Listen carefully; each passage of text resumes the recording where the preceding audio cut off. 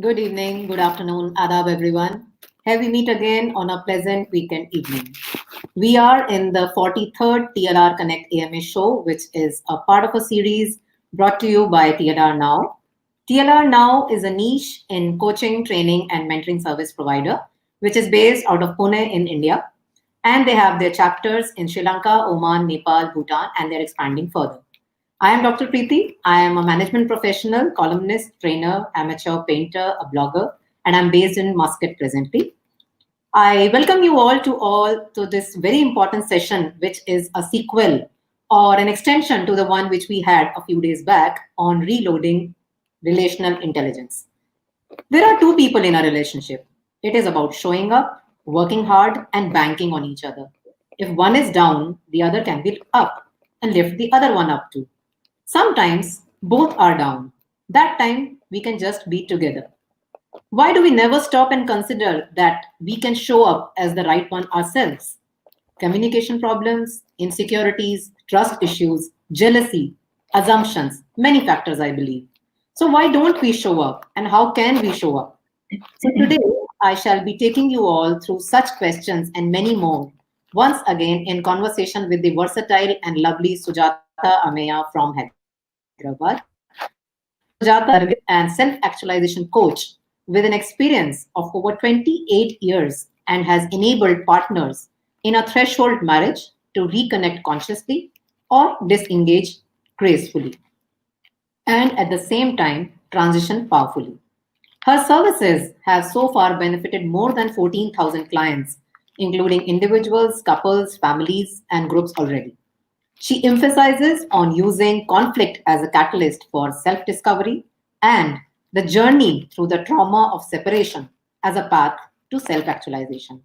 Sujata, I welcome you once again to this session.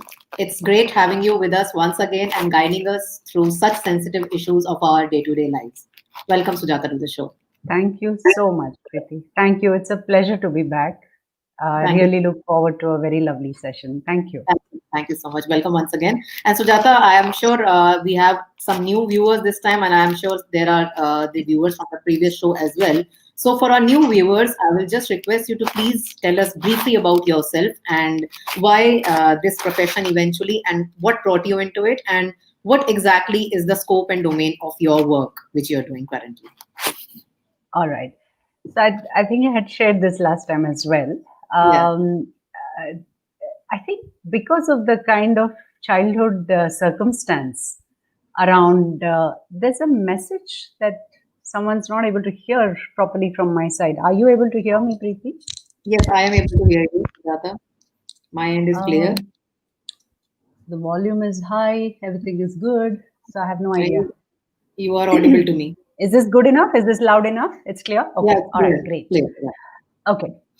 So Yeah. as I said, the my childhood circumstances were such that we had a big family, Mhm. and everyone was too busy either with themselves or taking care of other people. You know, we used to have a stream of unannounced guests who would not leave; they would Mhm. just stay with us. So I think I felt deprived of attention, care, company, Mhm. acknowledgement, and all of that. And it kind of took me to a very withdrawn space within myself and a whole bunch of inquiry as to why am I not feeling good? What is the problem? You know, just the investigation about the nature of mind and emotions. I think it began there. The roots were there. And then, fortunately, I had an uncle. I mean, I have an uncle who's a psychiatrist who practices in the US. Right now, he's retired. So he was a big inspiration for me to get into this profession. And after that, I think it's been a series of some conscious and some not so conscious choices about what to do and how to go about it. And this is where I am now, Mhm. just in this field for my entire career. I've not done anything else. Yes, lucky So I 28 say years. that if I know something, I know something in relationships. Otherwise, I know nothing. That's the declaration right there. Lovely. So you also asked about the domain of my work. Yeah. So broadly, the domain of my work includes um, relationships and relationship as a path to self-actualization. Meaning, can relationship be the mirror and the path to yourself, and can you then also be fully yourself in the relationship? So I believe that relationship and the self are two sides of the same coin. One can't exist without the other. Absolutely. What is individual is also relational. What is personal is also interpersonal. So how do these two nurture and feed each other or deplete each other? How do these things correlate? That is one major gamut of my work. And then also how relationship itself can slowly reveal to you who you are, what you're meant to be, what you're supposed to be doing. The words like meaning and purpose that we use in coaching. It's also relationship itself can be a path to that. Now, in more concrete terms, this has to do with all stages of relationship.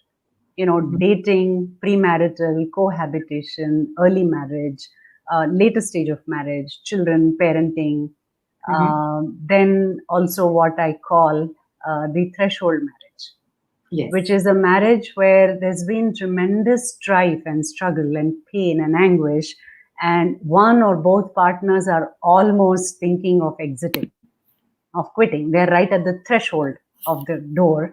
And it's literally, I give this visual of, 1 foot up, 1 foot raised. And the decision of whether to put that foot back inside the threshold or outside the threshold. What is that territory? What is the map of that territory? And what are the pitfalls? What are the, roadblocks? What is it that you need to look at and understand before you make such a significant decision in your life? So that's a large part of my work nowadays, thanks to the varying things that are going on in society. And this has nothing to do with age. I work with threshold marriages of couples who are in their 20s, 30s, 40s, 50s, all the way up to 60s. Yeah. So that's also a big part of my work. And usually the threshold marriage is a wake-up call to really look inwards and find out who you are, what have you been doing, what are the choices you've made, what are the new choices you'd like to make, how do you proceed, do you stay back, do you quit, and if you need to part ways, can you do it gracefully, can you do it with information, can you do it without disempowering yourself and bringing contempt to the other person. So that's the whole gamut of things I work with. Yeah. So that's a foot analogy is a lovely one. I got to know this today. Yes. Thank you so much for that. Yes. And so now in our last session, we discussed a lot of on relationships in general. I believe we touched upon a lot of things last time. Yeah. So would you tell us once again that what kind of issues actually, what kind of constraints and people are facing for which they actually seek consultation and counseling for, and especially talking in context of the Indian couples or Indian relationships. So what do people come to you generally for? Yes. Okay. So, as I always say, the issue for which they come is never the issue for which they are fighting. Conflict. See, so let me put it this way. A couple will come to therapy only when the conflict that they are involved in is unresolvable by any means that they already know. And there are so many means. Keeping quiet is one way of managing conflict. Aggressing on the other is another way of conflict. Management. Withdrawing from the other is another way. So people resort to different things, or just venting it out to someone that you trust, a family member or another person or a friend. So people try different things, and it, only when it just doesn't work anymore, when the water comes here, is when people come for therapy. Therapy has moved out of being a taboo topic to being a more accepted topic in the last 15, 20 years, of my practice. I've seen that. But still, it is not something people would like to go to, because it is still considered, at least by one of the partners, that what can an outsider tell us? We already know what's the problem. So there is that attitude as well. So people come to me for every possible friction and conflict that is possible between two people who are in the same space on an extended period of time. So you don't have to be married. You can be roommates. you can be work colleagues, you can be neighbors, you can be co-founders of a company. Of course, you can be in a romantic relationship and you can be married and suppose your parents. So these are all the gradations of how conflict increases.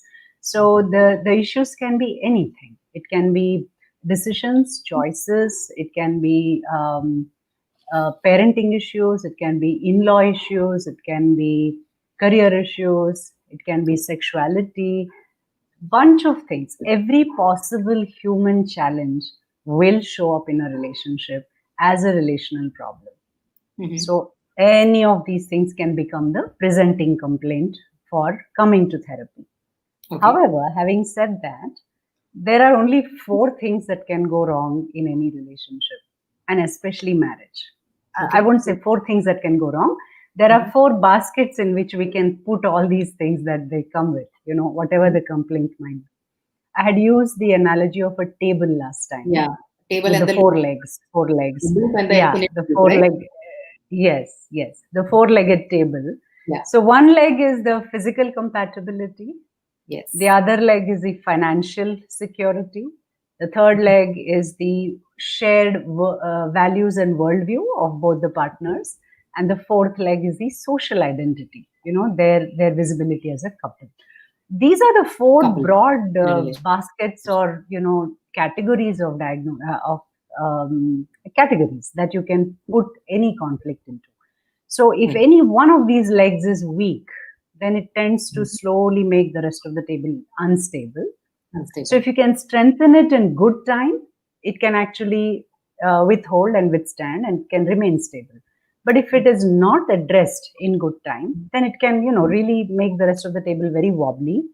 Then we have to fix 1, 2, 3, 4, all legs at a time. That is possible. And Absolutely. the infinity loop that you're mentioning, that is to indicate that all these four feed each other and all these four deplete each other. Yeah, So they if something is strong, it can make Okay. it stronger. If something is weak, it can make the others also weak. So how do you then work with it? What are some of the changes they can bring about? What is some of the new way of understanding these things? That is what Mhm. therapy is all about. Yeah. I also want to say one more thing. I think it's important. Mhm. People have a misconception that the therapist will do one of two things. Mhm. Either they will take sides on who is right, who is wrong, or Mhm. they will give advice on what has to be done. Okay, so both of them you Oh, don't do. no, no, no. A good Okay. therapist, by that I mean someone who's trained, Mhm. supervised, and competent and ethical, Right. will not do either of these things because this is absolutely unprofessional. You Okay. do not take sides, you do not give advice. Now, how is it possible? Somebody has to be wrong when there's a problem. It's not about who is wrong, who is right. It is Mhm. about what internal relationship patterns from childhood are you holding and projecting onto your partner? And in Okay. turn, what is that person doing as a response? And what is Mhm. it that you actually want? Can you express that in a way that the Okay. other person can understand and maybe even feel inspired to meet you? Yeah. So Mhm. that rectification is what happens. That is what therapy has to do. So therapy will first help you understand what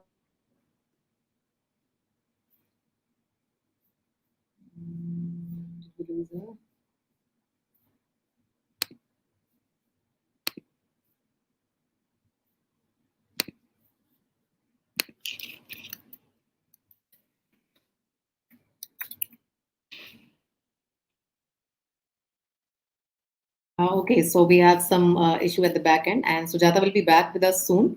And there's a viewer with us, Miss Suchitra Srinivasan. She says yes, the stigma of counseling is still at large, and it is still used as a last resort. Like what Sujata was saying, that eventually anybody who's the affected party will reach the counselor or the therapist as a last resort. They do not go in the initial stages. They go when the water is up to here. Yeah, so people go to the therapist as a last resort.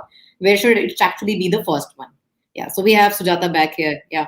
Yes, I'm Yeah. sorry, we got lost. So I was saying that therapy first helps you understand what is it that you're doing with the relationship in your own head, Mm-hmm. and how can that shift, how Mm-hmm. that may be accurate or inaccurate, and then how do you engage. So once you educate the couple to do that, they will find their own solutions. Mhm. And you ask them some very important and powerful questions, they will find their own resolution. So one of the goals of therapy is to not create dependency on the professional and to get the couple going on their way in the shortest time possible. Mhm. So these are also the other two ethics of good therapy. So I just wanted to put that out on the table because there's a lot of misconception. People see, either people are thinking that what can somebody else give us or tell us, we know our life much better, True. or they feel like, no, I don't want to be judged, I don't want to be advised, because what do they know what I'm suffering? So this judging, advising is not something that happens at all. Mhm. All right. Okay, lovely. We have already started getting questions, Sujata, but I think I'm Sure. going to tell the viewers that something very important is coming up, which is the crux of our show today. And I will request people to be little patient. And I'll be taking the session forward with Sujata a little for some more time, and then we'll move on to the question. There is an important question coming up by Mr. Gaurav, so I'll take it up little later. Yeah. So, Sujata, we also talked about the complexity of the institution that we called marriage, right?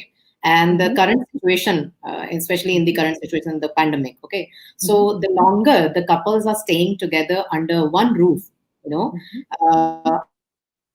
unfortunately, we're hearing all sorts of stories of, a lot of conflict stories surfacing up every day, every other day. And I feel very sorry to say that the domestic violence cases are rising up like none before, or probably we're getting to know more because of the pandemic, probably. So, what do you think that could be the probable main reason behind such issues, conflicts, and violence cases? Although it is a topic in itself, I'm sure, but please, if you could Yeah. touch upon it, yeah.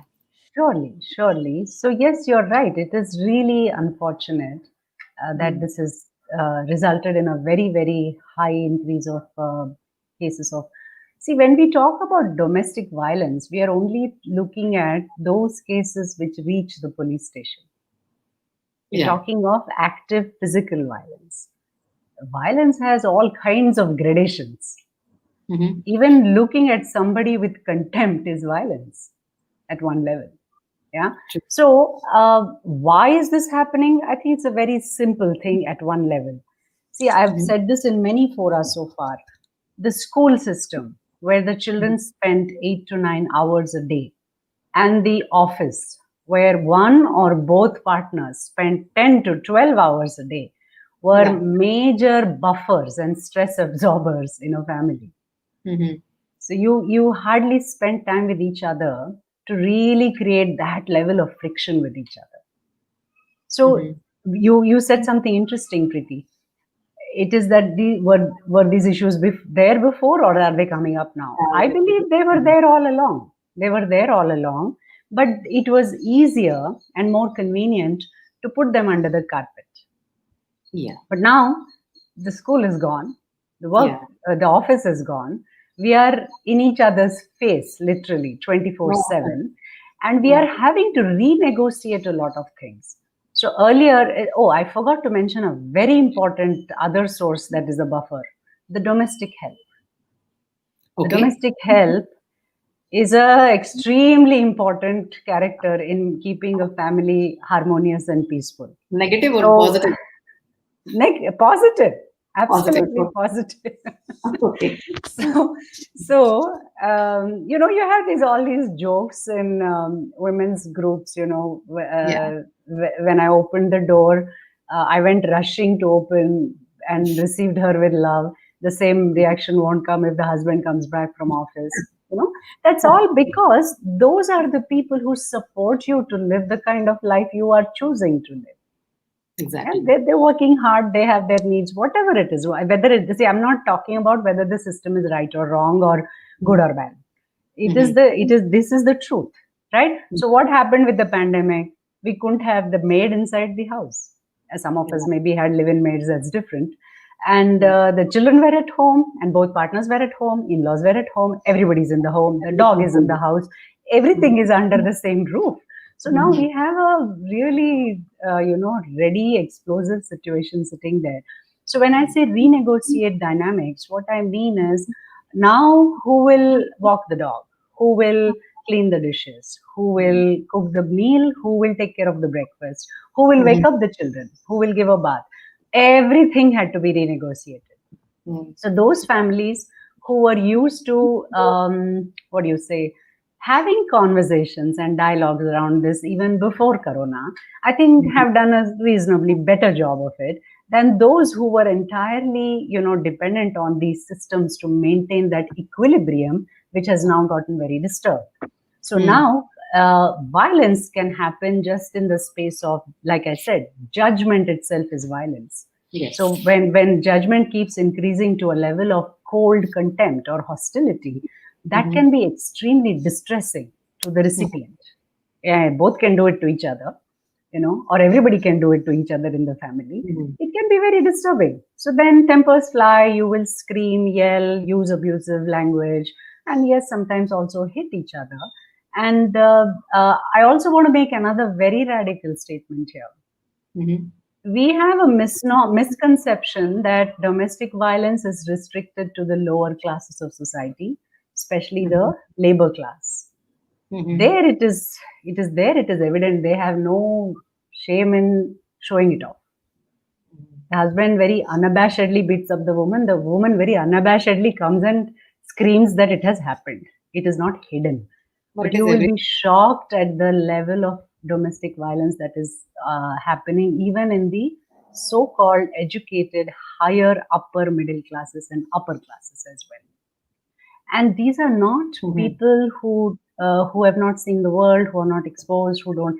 These are well-educated, well-traveled, respected people in society, where sometimes the woman is also in a very high position, like a vice president or a COO or something. Right. Even there, this happens, So to me, this is to do with a huge wake-up call.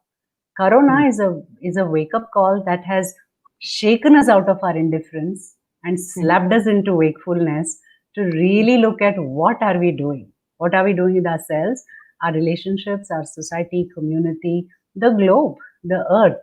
What are we doing with all these things? So it is unfortunate, yes, but it's a beautiful opportunity to really, really, really confront ourselves, to look at the mirror. This is the time. Yeah. So I have a statement I make always in all my workshops. The more you shove under the carpet, the larger the elephant in the room. Yeah. So now the elephant has become so big, there's no place for you guys. So you need to, the only way to make the elephant thinner is to not feed it, not put things under the carpet. Yeah? To really look at it, to confront things, to be truthful, to be honest, to live in integrity to yourself and your values. Yeah. Yeah. So Sujata, before moving to the main story, I just have one query here. Ironically, especially Indian parents, they do not hug or kiss in presence of their children, right? But they fail to avoid arguments or serious fights in front of their children.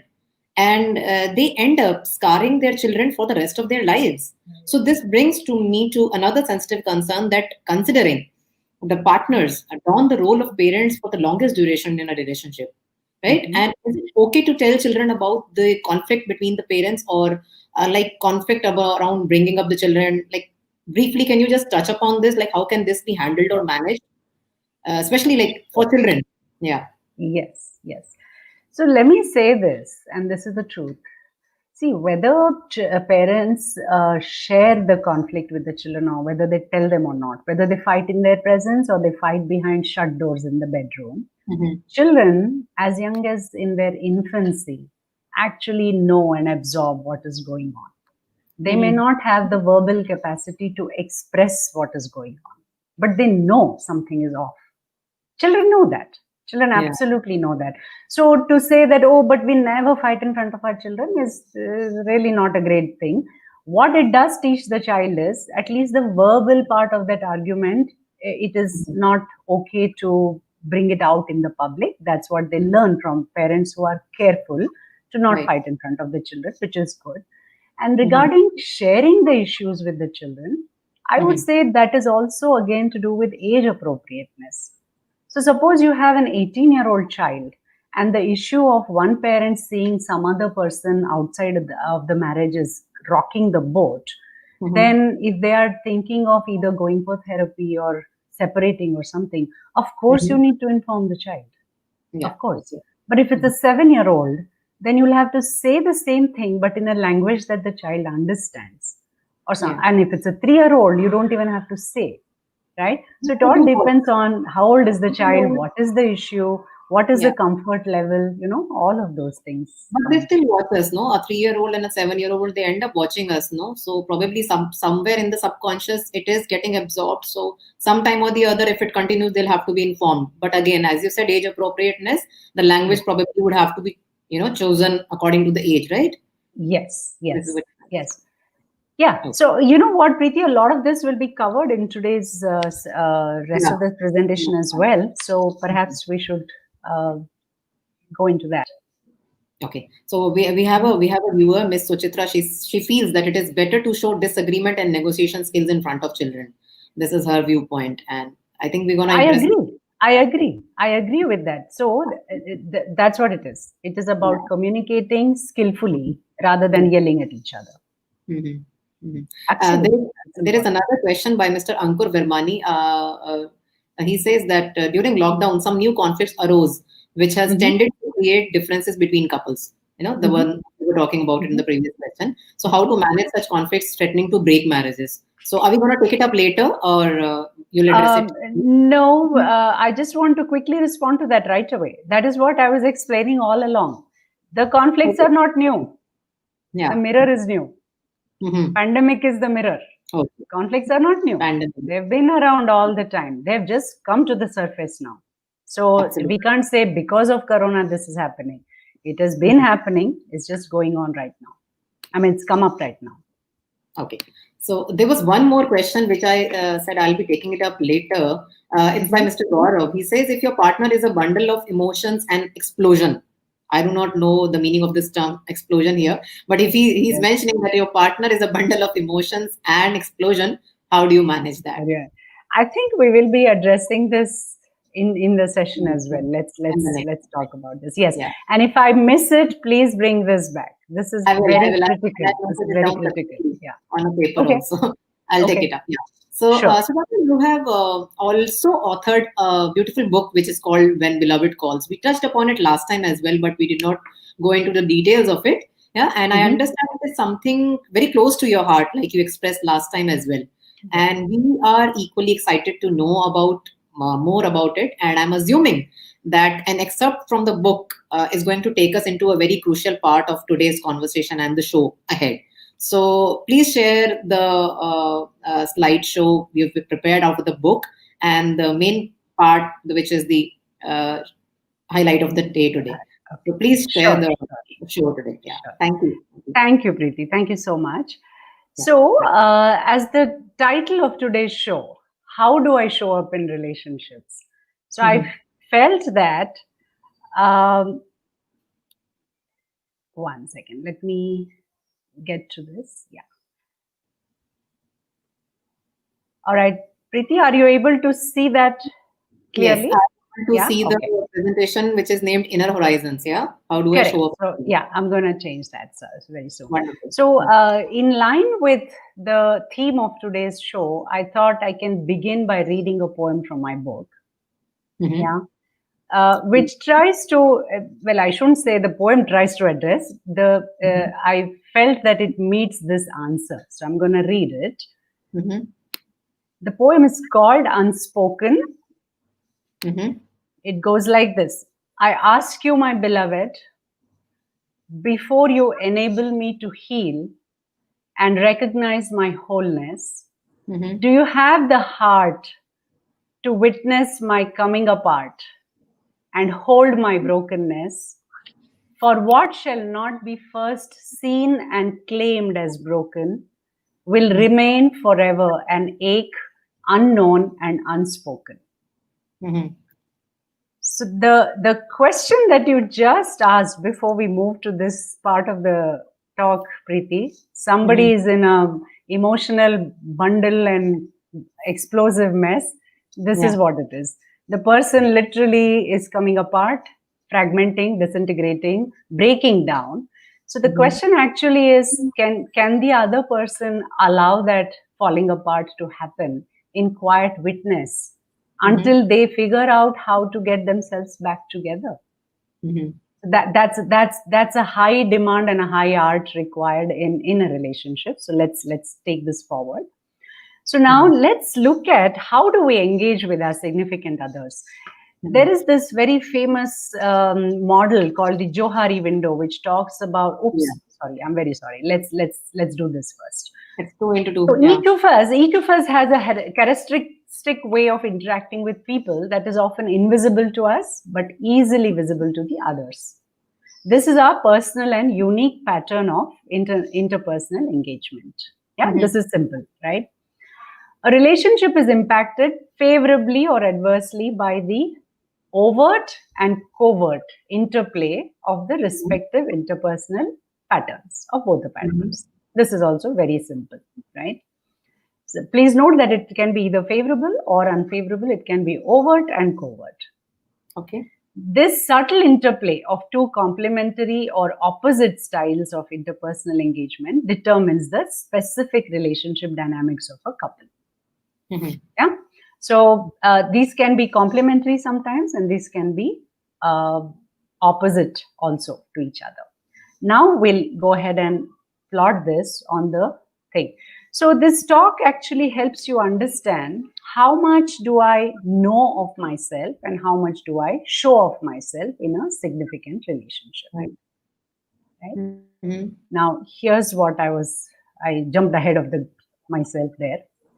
So if you look at these components, there's something I know, there's something I don't know, there's something the partner knows, and there's something that the partner doesn't know. If we plot these things together, the bottom left thing has to do with I know and the partner knows, so this is something I share. I know, but the partner doesn't know. This is something I can explore. I know, but I don't tell the partner. This is something I withhold. And I don't know, but the partner knows. That is something that I am unaware of. Right? So which means... I'm sorry, this is the Johari window? Yes, this is the Johari window. Yeah. So the first quadrant allows the disclosure to happen between both partners. This allows for discovery to happen because both are exploring together. This creates the possibility of deception because I know, but I'm not letting the other person know something. And this one brings up defensiveness because I don't know, but when the other person tells me something, I'm going to get defensive if I'm not willing to listen. Yeah, so far, good. Now, these two, the bottom left and the top right, these are the benefits of being in the mirroring relationship with that person. Whereas these two are the risks of being in the relationship. Also, they are risk to the relationship.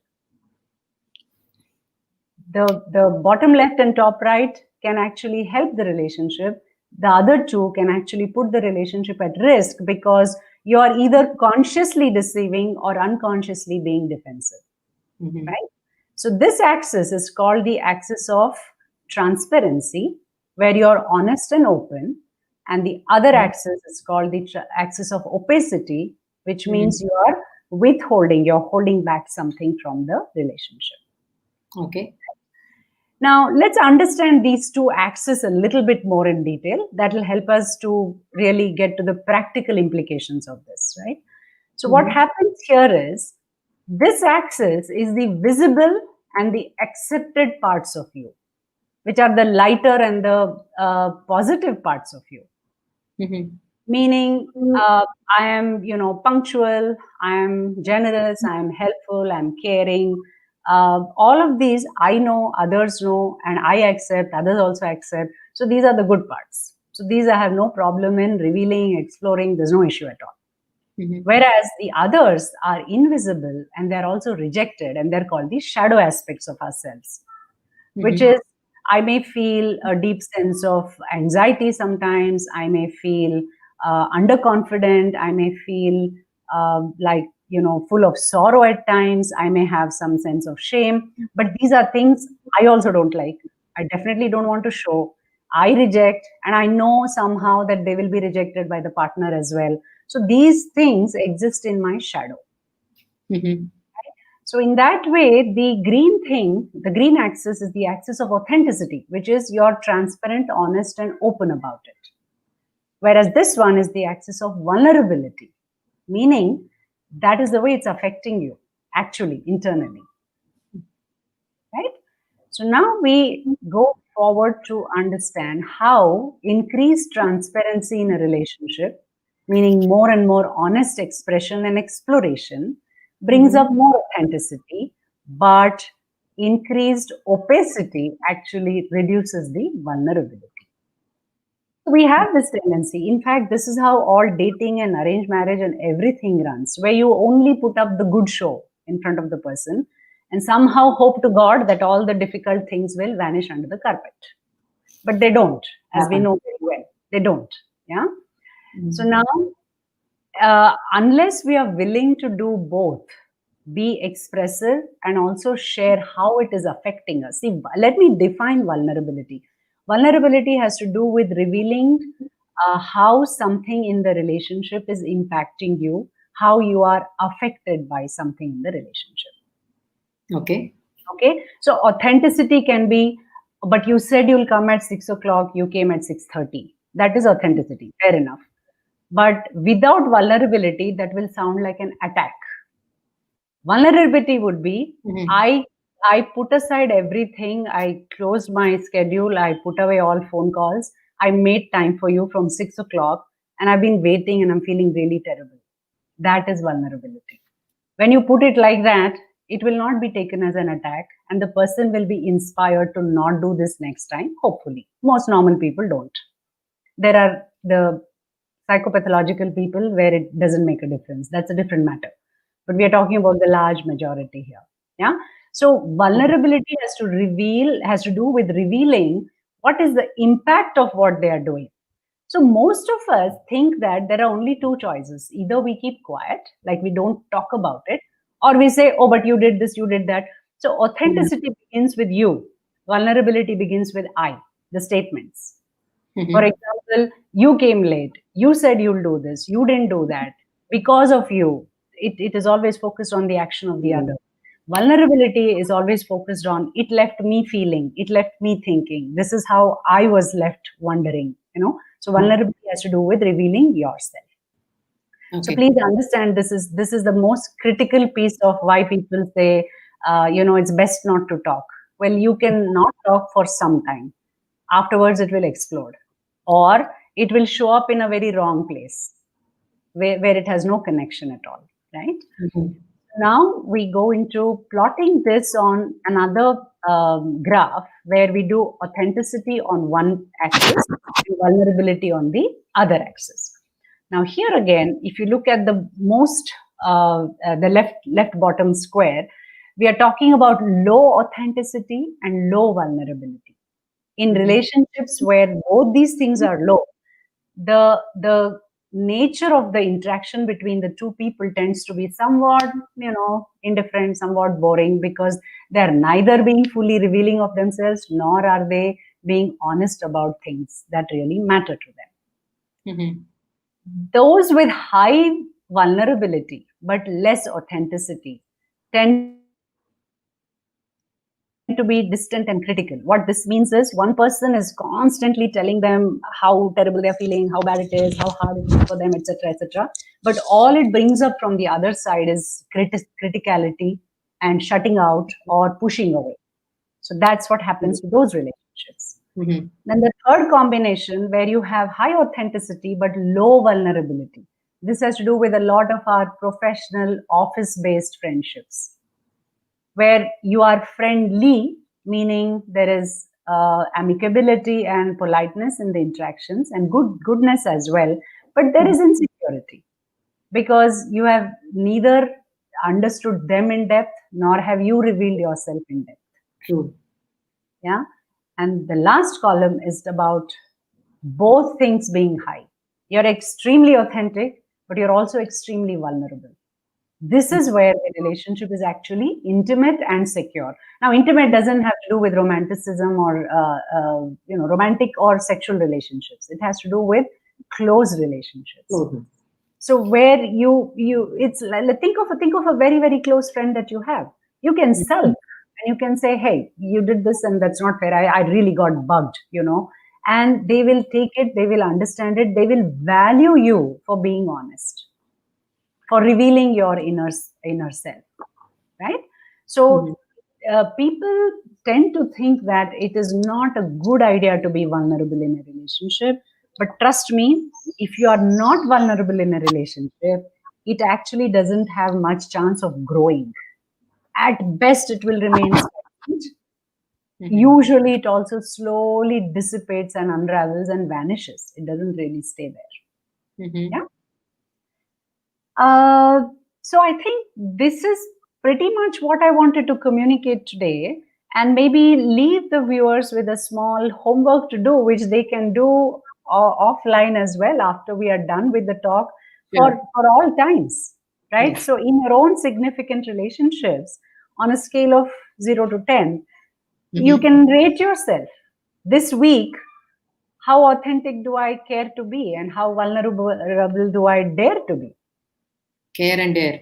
Yeah. So, see, why I've used those words is, Mhm. unless you really care for the relationship, you will not speak the truth.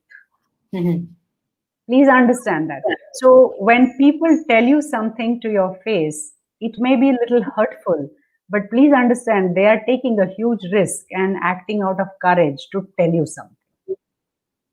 So, unless you care for something, True. you will not be honest in a relationship. And how vulnerable do you dare to be? That has to do with really revealing to them what is affecting you, how it is impacting Mhm. you, what is it doing to you, and opening yourself up, making yourself really, really tender and soft. Yeah. So high on strength and high on vulnerability, both are necessary for a good, happening, evolving, vibrant relationship. Mhm. Yeah. So I think that is, we can stop here and take some questions, Preeti. Yes. I Yes. At the end of it, perhaps we can go to the next slide. Yeah. Yes, definitely. Okay. So I think there is a student of yours. I'm not sure. This lady, I think Miss Sambal Siddiqui. Uh She's huh. talking about the poem Unspoken, right? Uh huh. She says that it's such a beautiful lines, articulate, humble in a fountain of knowledge. My teacher Sujata. So that Oh, goes for you. thank Yeah. you, Sumbul. Thank you so much. And we have Mr. Gaurav back with us. I think his question Mhm. is still not addressed, and this time he's asking: each partner has unique personality, husband or wife, but most of the time it is dual between weak personality and stronger one. But does that not mean strong will prevail? Have noticed that weak plays the victim card and creates guilt in mind of strong. It's like two lions meeting. So what a bore they might be. But if not, should strong prevail? He has answered his own question. Huh? Yeah, I so, hope so. But so, you need so to address this. his question is quite insightful already. See, he's Mhm. saying the weak also plays the victim card, which means, see, when you use words like strong and weak, it's a very superficial way of categorizing and addressing the matter.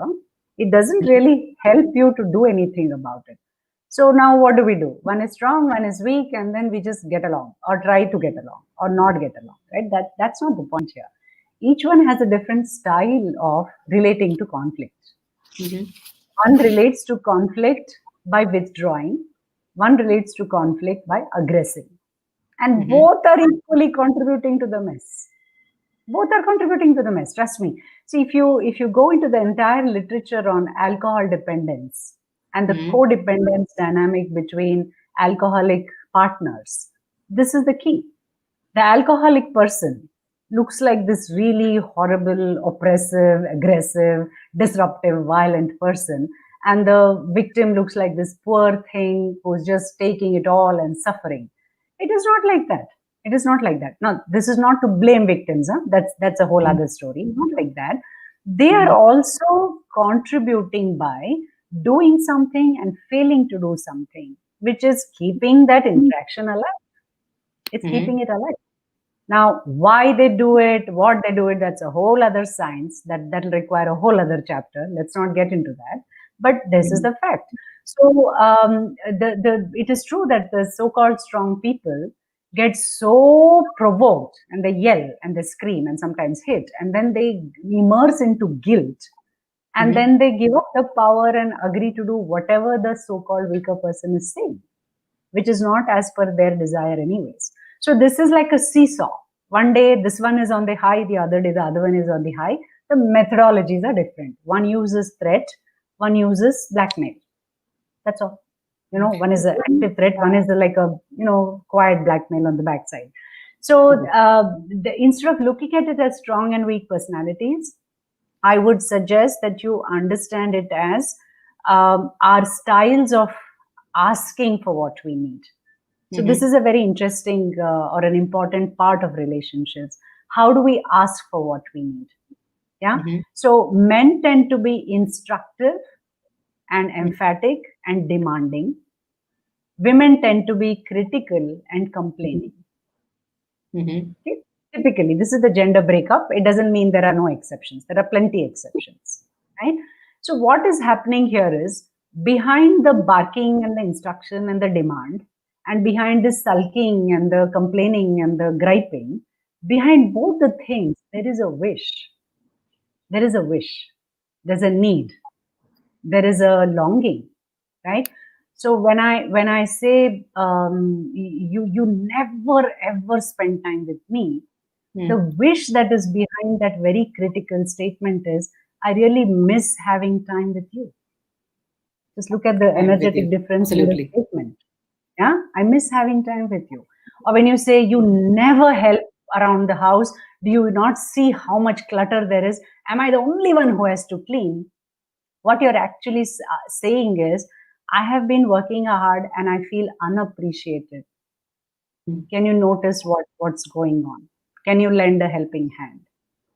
So there is a wish and a need and a longing behind every criticism and every aggression that both men and women throw at each other. So what do we do now? Everybody need not go to therapy on this. So a simple thing that they can do is, when somebody throws a complaint at you, if you are able to take a deep breath and be present, you can actually make a choice as opposed to just reactively throw back again. So they throw something, you throw something, now we have a slinging match. But when they throw something, if you can be present and you can think about, okay, what's going on here, and notice that the complaint is coming from an exhausted person whose need is not met, and you respond differently. You respond differently. So when, let's say, the wife is saying, you never spend time with me. So if the husband can say, maybe what you're asking is some time privately just for ourselves, let's do it tomorrow. Suppose that response comes, there is a good chance that will simply deflate right there. And vice versa. It's not just that the husband has to do it, both partners, both can do it. So if you can read the wish behind the criticism, half the battle is won. But it is difficult because criticism evokes defense. Anger evokes defense. Demand evokes defense, because it is experienced as an attack on your boundary, an attack on your personal space. So I feel both parties have to learn to express what they want in affirmative terms rather than attacking terms. No, but here, I'm sorry to interrupt. What he's asking here, he has rephrased the question again. Mr. Gaurav wants to know that when the strong is prevailing, will this be called dominating? Will this be called dominating? Is it dominating if you are acting strong? Or you can call it anything. It doesn't matter. Those labels don't matter. Okay. It doesn't matter. Okay. So he says that you just to reference it, you can call it whatever it is, but it's irrelevant. Point is, what are you doing? True. And I think he also wants to know, Mr. Gaurav wants to know that does the counseling and the therapies include the medicinal phase as well? Do you prescribe medicines? Okay. So the good question. Let me answer this. So clinical psychology is a training on par with psychiatry, but there's a critical distinction. Psychiatrists come via the MBBS track, and they are legally allowed to prescribe medication. Whereas psychotherapists, most of them do not come with the medicine background. They come via the BA, MA, MPhil psychology background. So therapists do not prescribe medicines, psychotherapists, usually, yeah. Why I'm saying usually, because some psychiatrists also do psychotherapy, some of them, yeah. But there's also another difference. Psychiatrists tend to work mostly with severely disturbed individuals, whereas psychotherapists tend to work with the everyday adaptation and accommodation issues of most of these Yeah, like the concerns. last time you were saying that most of them, like more than half of the cases, do not even come to need to meet you as well. Like many of Correct. the cases are resolved on the phone itself. Like you don't Correct. even need to go to a proper therapy as well, right? So Exactly. it's a big range Yeah. in your case. It's a Yes. big Yes. range. Having said that, sometimes a relational problem is created because of the mental health issue of one of the partners. Mhm. So, for example, um, for some people, it's hard to understand how the hell can somebody get depressed? What is there to get depressed? Life is good. You have to just have your own inner clarity and you live your life. What is there to get depressed? For some people, it is like that.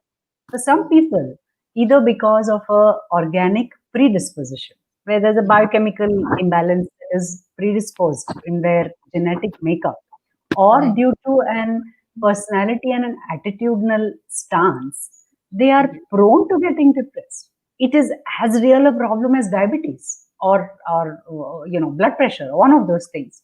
You can't just dismiss it off. So when one partner has that and it's affecting the marriage and they come for counseling, and if you clinically assess the situation, and if I can talk about myself, if I feel that some complementary medication will support the person to participate in therapy in a better way, I will recommend that they go meet a Mhm. psychiatrist. I refer them to some of my colleagues, Okay. and that goes on parallelly, but then they continue with therapy as well. Yeah? Therapy as well. I hope Okay. that answers the question. Yeah. Hopefully.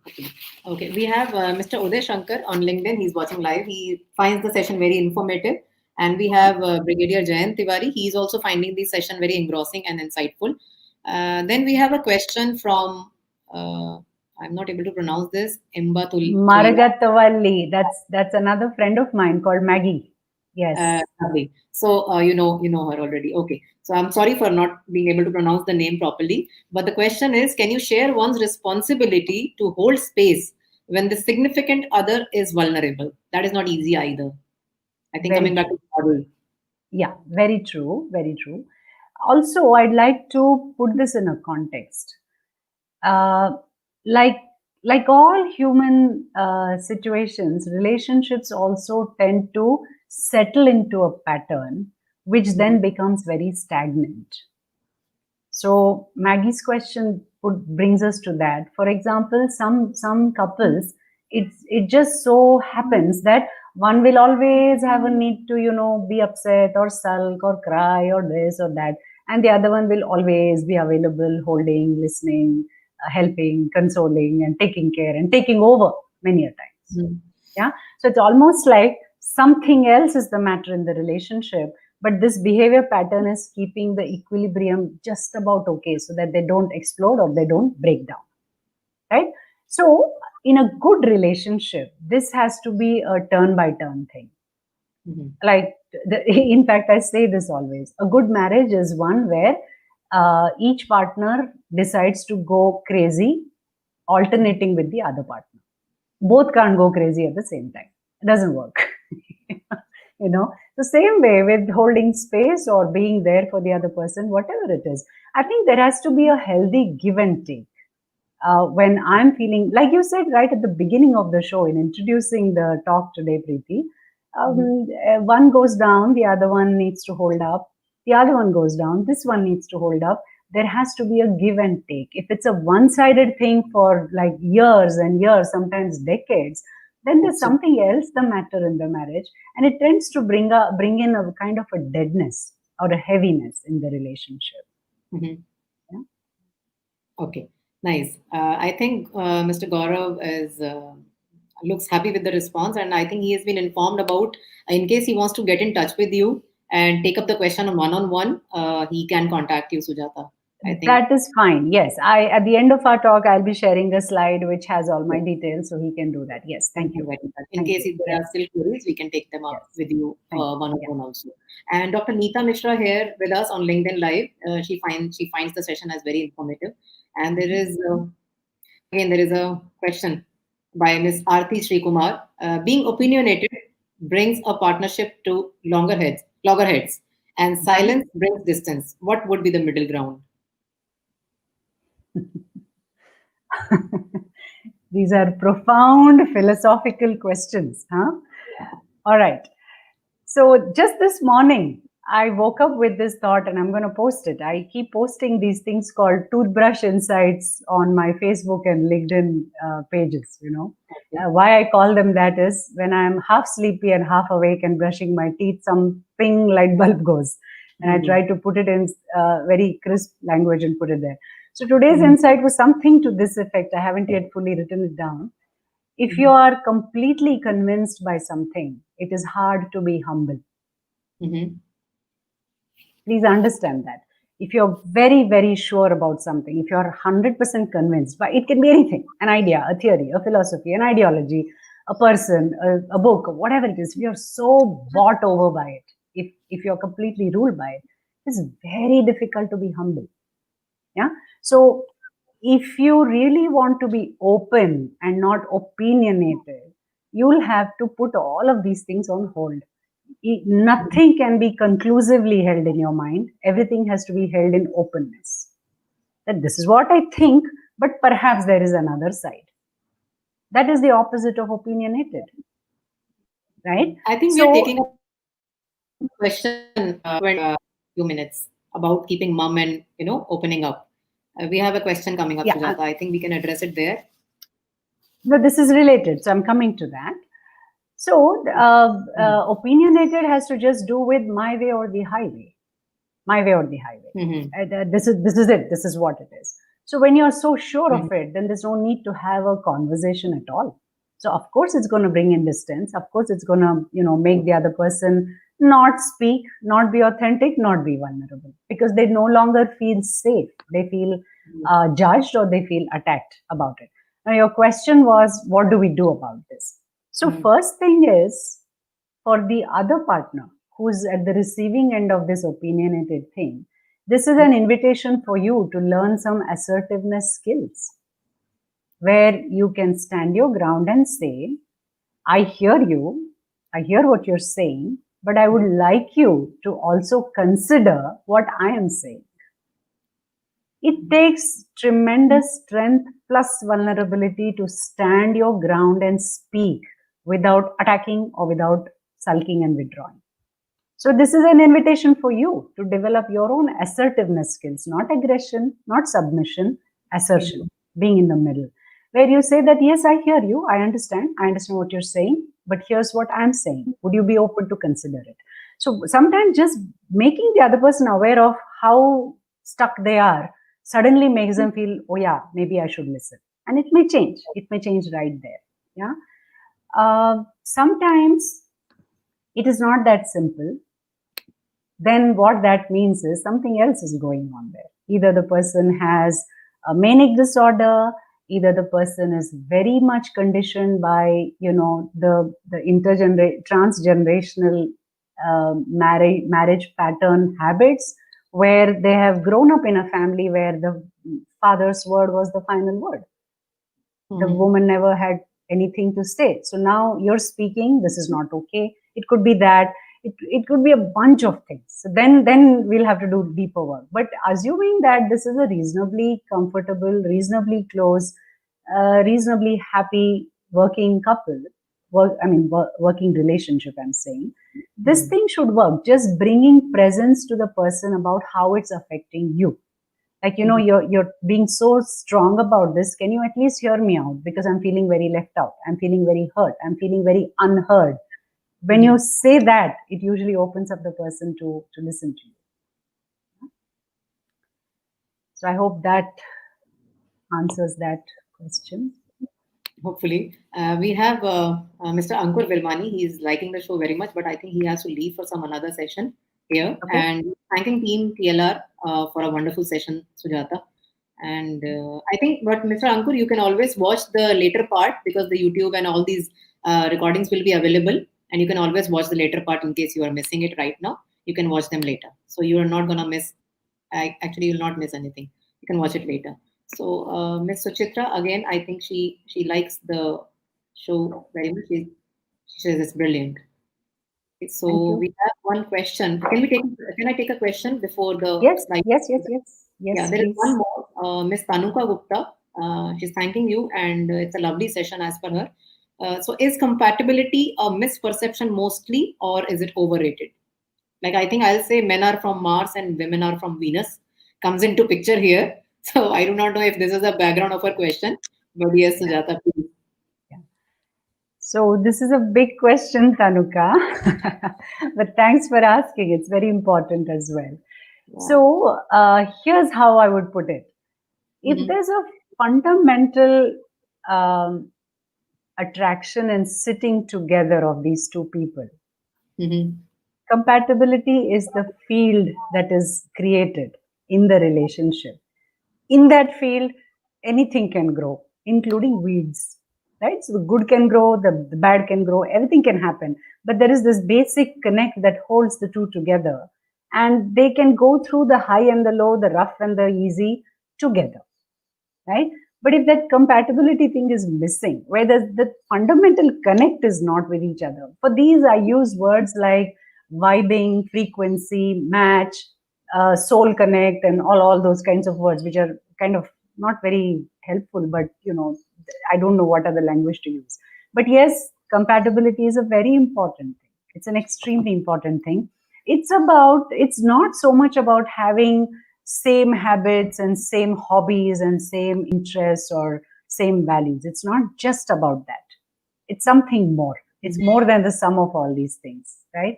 It's that instant chemistry or a connect that you feel with someone, that allows a large space in the intersubjective, in the interaction between the two people, for various things to emerge and be held, be understood, be looked at in a very joyful and open-minded way.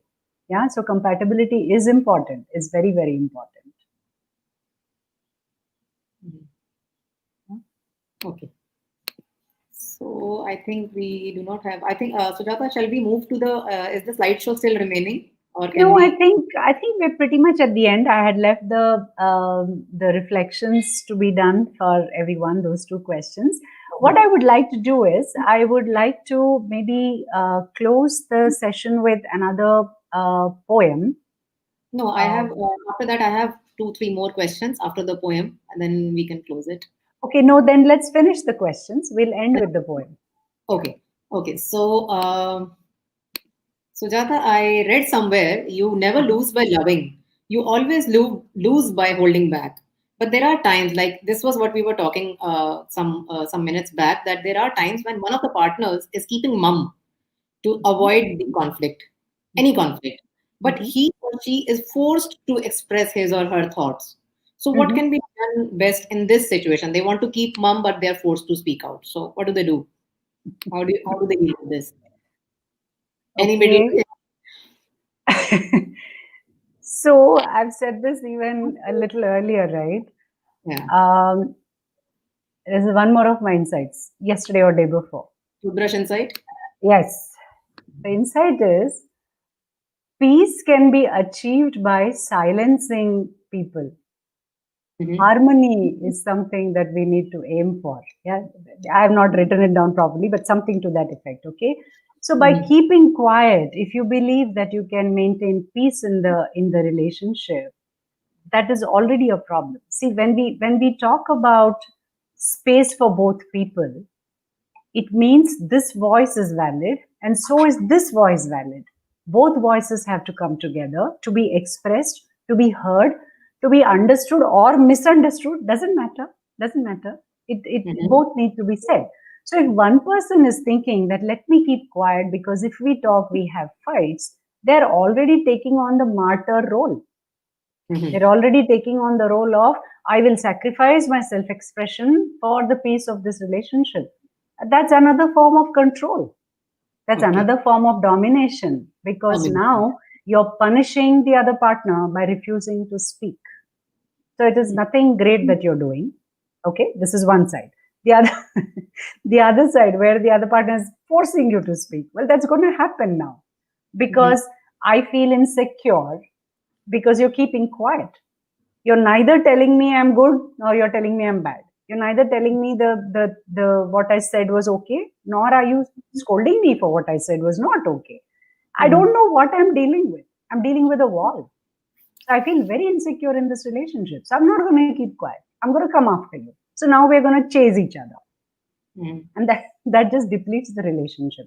So I want to do a small quick thing here, if the audience is still there and they want to try this out. Okay, so I call all my models under one title. They're called the donut and bow tie models. Okay, so all the issues that you have will fit into one of these donuts with a bow tie.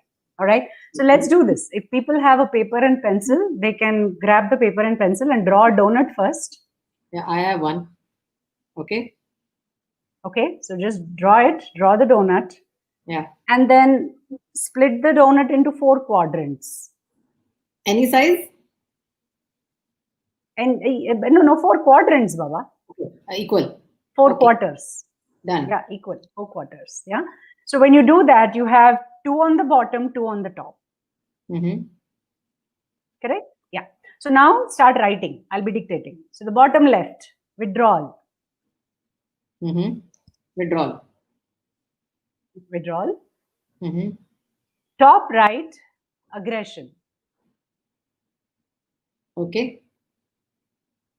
Bottom right, indifference. And top left, contempt. Okay. Contempt. Now I want to contempt. Yes, I want to quickly explain this because this pertains to this question of one will talk, one won't talk. All right. So if you look at withdrawal, that is what this person is doing, who's not talking. They're like, I don't want to talk, leave me alone. You get lost. Yeah.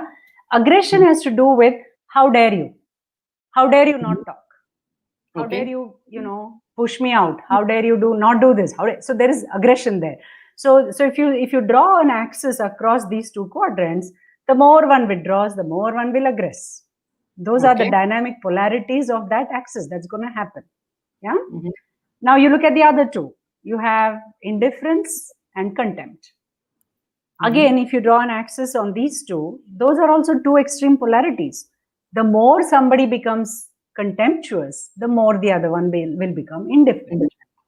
Yeah. True. Contempt. Now, let me give examples of what this means. Contempt has to do with the attitude of how can you, that very put down kind of a, how can you think like that? How can you talk like that? How can you dress like that? That how can you is a contempt prefix, right? For indifference, the prefix is I don't care.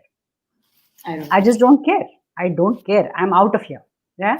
And for withdrawal, it is to do with leave me alone. And for aggression, it has to do with how dare you? How dare you? How dare you do that? These are the statements that are going on in the mind when emotionally we are doing any of these 4 things. Now let's replace them with the positive ones. Okay, the center part, let me finish that over. The center part of the donut, when you have all these negative interactions going on, is going to create discord. Massive discord. And please notice the bow tie is the infinity loop that we talked about even in the previous thing, where all these 4 will keep on circulating in an infinite 8, sleeping 8 kind of a loop, right? So now let's do the positive ones. Bottom left, we have to replace withdrawal with engagement, where you're willing to engage, you're willing to connect, you're willing to interface, you're willing to be there and not, back off. Aggression has to be replaced with assertion, meaning you stand there and state what you mean, what you say, what you need, what you want. You're not just gonna attack and take it, but ask and take it. Yeah. Indifference is to be replaced with participation, where you are very much a part of what's going on, whether it is helping around the house or discussing something, making decisions, arriving at choices, all of that, there is participation. And then contempt has to be replaced with compassion. Compassion. Instead of having the attitude of, how can you be like that? You're looking at, people are different, each one is different, and it's okay. So you bring compassion to it. So now when you do the infinity loop on the positive ones, what you create is harmony, Mhm. right? Instead of discord. Now, why did I bring up this whole thing? This was completely unplanned. Is that peace is not a very great goal. Harmony is a better goal, is what I would like to say. Peace can be the absence of conflict. Harmony is the inclusion of every aspect of the relationship. Mhm. The very critical difference. Harmony is all the instruments together, they're doing something. Peace True. can be all instruments being silent. It's not a very helpful idea. Yeah, that's what I mean. Lovely. That one, this donut and bow tie is lovely. Lovely, Oh, yeah, Sujata. yeah, Thank yeah. you for making us The, do this. I the, also did.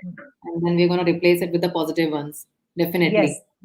Yeah. So I have Okay. like a more than a, I don't know, almost 2 dozen of those donut bow tie models into Great. which every possible inquiry will fit into it.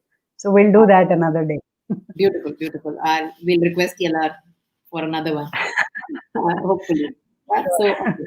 We have a question on Facebook Live by Miss Geeta Verma. She's watching Okay. it. Her question is that education should teach us how to handle people. Then where do we fall short in achieving it? It's a beautiful question by her. Okay. What do we do in education? All the way, see, even basic education till 10th, all I'm doing is math, science, physics, chemistry, philosophy, biology, Exactly. geography. Where am I doing people skills? I'm not doing people skills. Even if I get into psychology, I'm not doing people skills. I'm doing rats and monkeys and apes and birds and rabbits and all kinds of things. I'm doing brain science. I'm doing neuroscience. I'm still not doing people, right? There is no education. In fact, this is my banner statement. The reason we have so much relationship misery in the world is because for these two roles of Mhm. being a spouse and being a parent, or being a partner and being a parent, there is no school on the face of this earth. There's no program, no course, no certificate, no training, no degree, nothing. We fumble and tumble and bumble along, and we sometimes make it, sometimes break it. It's tragic, it's sad. And the problem is this: we have, on one hand, the model of our own parents' marriages as the learning and absorption and the immersive learning experience, contrasted with Hollywood, Bollywood, and Tollywood. That Mhm. is as unreal as it gets. This is as incomplete as it gets. So between these two, we draw our own conclusions of what to do in a marriage. Mostly, we do what our parents do. Our marriages typically are Xerox copies of our parents' marriages. Unless we wake up, unless we bring consciousness to it, unless we take I personal charge to change them. Right? So I don't think education is even remotely addressing it. So it's not surprise that we have so much trouble. Yeah. Mhm. Yeah. So, I mean, I think it's a huge fan following list in the comment section. I'll read them one by one. So, Chitra Srinivasan, she tells that her takeaway is harmony. Make harmony, not peace. She's thanking you for the session. Ms. Arati Srikumar says harmony for sure. Mr. Nalin Chandna says that concept of peace and harmony is awesome. And again, Mr. Chitra Srinivasan says that she's looking forward for more sessions. I think TLR team is getting the hint at the back end. And Miss Geeta Verma says that bang on people skills. So aptly pointed out, Sujata. Thank you so much for this lovely analogy and the bow tie. And again, harmony at home is the key. Mr. Anuj says, really interesting and relevant session on relationships. Thank you, Team TLR. And Miss Aarti once again says that we need constant upkeep. Looking forward to family counseling sessions. I think, again, because all these topics, I feel that they all, again, like last time you said, they're all Pandora's box in themselves individually. They need to be addressed Yeah. individually. And I think Mr. Gaurav is trying to say here that his leaving thought after the session is just to quote Shakespeare, all that glitters is not gold. Often you have heard that told. Had you been as wise as bold, young in limbs in judgment old. Thank you so much, Gaurav, for this wonderful quote. And Sujata, can we move ahead? I have Yes. one No, question. I was laughing because I like your subtle pressure tactics on TLR, huh? That's the reason we are here again, Sujata. Just in the span of how Okay. many days? Not even 10 days. We are back with another Yeah. one. Thanks to you and thanks to Mm. TLR. So the tactics Thank speak you. Thank you so hopefully. much. Thank So you I'll so go much. on to So I think if yeah, we are please. done with all the questions, I'd like to bring it to a close. Shall we? Okay. Okay. We have Do we just have more questions? yeah, I have. It's because we were talking about, I think because before the session we discussed that we're going to focus about the relationships, especially the marriages and the cohabiting couples, like especially when there is intimacy involved. So I will Mhm. try to bring in the topic of the concept of honesty in it, something close to my Mhm. heart as well. Honesty is the best form of intimacy. So they say that hurt me with the truth, but never comfort me with a lie, right? Hmm. And so that's why I personally want to touch upon honesty in a relationship. Is it good idea to be fully honest in a relationship, or can we hide or filter out information from the partner? How do we go about it, Sujata? Okay. Okay, so this rides on the session we had today, right? Today we Yeah, spoke about the delicate but very necessary balance between authenticity and vulnerability, right? right. So when you're honest, you're automatically making yourself vulnerable. That's a Mhm. given, right? Mhm. However, I think it also depends on a bunch of variables. Like, what is the topic that you want to be honest about? Yeah. That filter about is it true, is it necessary, is it helpful? I think that is very critical, even to follow in a marriage. So, Mhm. for example, let's say I'm looking forward to a quiet dinner, and my husband walks in with two friends unannounced. I'm like really pissed off, let's say. But somehow, grudgingly or otherwise, I rustle up something. We have dinner, they have a good time, they leave. And by then, I'm in a much better mood and all is gone well and all is well. At that time, if I decide to be honest, then I have to tell him that I got bugged Mhm. and it can take the whole conversation in a very different direction. However, if I club that with a recommendation for the next time, where I say something like, I was taken aback to see you with your friends, especially because you had not informed. I'm glad we managed to do it today, but next time onwards, try to inform me a little bit ahead. It may Yeah. still go well, where you have maintained honesty, but you have not jeopardized the relationship. Yeah, so Information that is is that. important. But then there are many times, let's say, the classic examples I hear in my practice. Let's say the lady's sister doesn't think much of the lady's husband, and they keep backbiting and talking about him. In a fit of argument, there's no need to be very honest and say, "Oh, but my sister also said this about you." No, that's going to cause you trouble. So I Mhm. think common sense is important. Yeah. Occasion is important, timing is important, context is important. All of these things are very critical variables in how you do it. And also the depth and the compatibility and the safety in the relationship, which is not a one day affair, which is a built thing. Any relationship, for it to be strong and stable, takes a lot of building of trust. So when you have a good fat bank account of trust, then you Mhm. can, take the risk of being completely honest. But if there's True. just no rapport, no trust, and you just want to roughshod over it with honesty, it's going to strain it. It's going to make the relationship very shaky. Yeah. So True. it's a call Agreed. you have to take slowly. Yeah. Agreed. Agreed. Agreed. Oh, lovely. Lovely insights, Sujata. Once again, I think they're again such vast topics. I think they need individual addressing as well, because I'm sure they're even after like we are how much, we are 1 hour 22 minutes in the session already, and I think it seems like we can talk on it for hours. I think you can talk on it for hours. I'm sure. I don't know about the viewers and my capacity, but yes, we would love to hear you more. But yes, as you were mentioning that you would want to take the session towards a close by your another excerpt from the poem, right? So can Yes. we move Yes. on to that?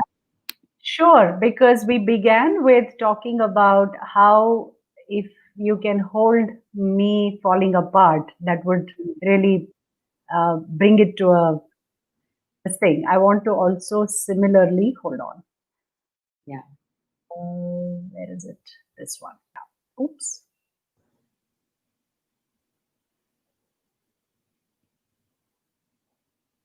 For some reason, this is not working. Okay. Hold on. In the meanwhile, there is a very beautiful comment for you, Sujata. Miss Suchitra Srinivasan can listen to you forever. Oh, that is so sweet. Yeah. Thank you so much. Thank you. Thank you. So I'd like to close today's session by reading this poem, and we conclude with that. What becomes possible in a relationship is illustrated by this poem, which is called Communion. Mm-hmm. It goes like this. Speak to me, my beloved, just as I speak to you, unabashedly, never holding back a tear nor hiding a fear. Speak to me, my beloved, just as I speak to you, of the journeys of my soul and the longings of my heart. Mm-hmm. Speak to me, my beloved, just as I speak to you, for between our speaking and our listening flows the river of eternal truth, from which we may both sip the nectar of communion, slow and sweet. Beautiful. So, Sujata, when am I I getting the think copy of the book? I When do will we get? send it to you, Preeti. Just WhatsApp your address. I'll have it shipped out. Thank you so much, because Yeah. it looks so enticing to go through the entire one, and I'm sure just like you, your poetry is it's lovely, lovely, honestly. So, any closing remarks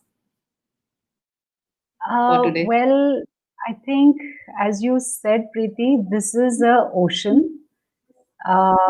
I feel Yes. very blessed and very privileged that so many people have come and spoken about their personal journeys to me and enriched me. I feel I have learned and grown so much as a result of working with people. And Absolutely. this is an endless ocean. Every time you dive, every time you learn something new. My parting comment would be, can you bring an attitude of curiosity, wonder, and inquiry to a relationship rather than coming at it from, oh, I know what this is all nonsense. Yeah. So either let us not jump into it with rose colored glasses of, like, this is something so amazing, I'm going to make it work. Neither that, nor, oh, this is all just stupid, painful stuff, let me not even get into that. Can we go with genuine humility and genuine wonder, genuine openness, and say, okay, what is it? What is it showing about me? And how can I then help the other person as well? How can we make this about mutual growth rather than getting something out of it as though it was some kind of a business deal, right? Mhm. Can this be taken as a partnership for mutual growth rather than an individual fulfillment? I think that would be my closing remark. Yeah. Lovely, Sujata. And we have Miss Vatsala Mishra. She says that the session is wonderful. All the topics are comprehensively addressed, and she's looking forward to more sessions with you. I am not hinting anything now to TLR. The comments and the chat shows and explains everything well, so they got the message themselves. And Miss Tanuka, I think she's gone through the book already. I don't know. She says that she loves Sujata's poetry, your poetry book. It's very precious. And Miss Geeta Verma says that very powerful, and we need to listen intently to her words of wisdom. And especially, I would like to have that collection of your toothbrush wisdom. Please forward those to me also on my WhatsApp. Yeah. So sometimes, Thank like you. showing up and Thank being you. there is all a relationship needs. Showing up builds trust. Trust builds up relationship. Tenderness, respect, never selfishness should be the guiding principle of delicate relationships, like, especially the intimate ones we were referring to. Thank you, Sujata, for a wonderful session once again, and hoping the viewers got valuable insight into this very sensitive and very less talked about area, I feel. And I'll rest my content here by saying that peel back the layers and find healing. Love's magnificence is experienced when hearts know each other deeply. Shukran and thank you very much, everyone. Have a good night and a great weekend. Stay home, stay safe.